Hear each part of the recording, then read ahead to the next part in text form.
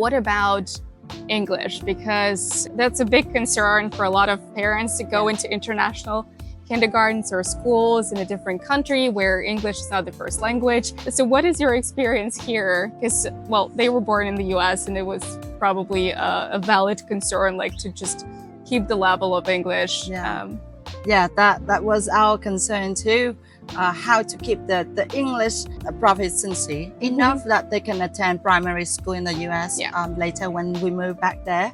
So for other international school, like sometime it was like a kind of an advertisement that we are an international school and we have English speaking teacher, but when we really attended the school, there's not like proper or beautiful English that we heard when we were not there. They switched to Vietnamese, so it's easier for the English-speaking Vietnamese teacher. But when we came here, we have like an English-speaking teacher that is not Vietnamese, so they would try to communicate with the children in English all the time. And that teacher was like the primary teacher in the class from AM to PM. So the children here, they really communicate all day in English. And I think it's good for the children because they do not have the option to speak Vietnamese instead of English. And after attending For Life for only 1 month, my children, they really had a burst in English.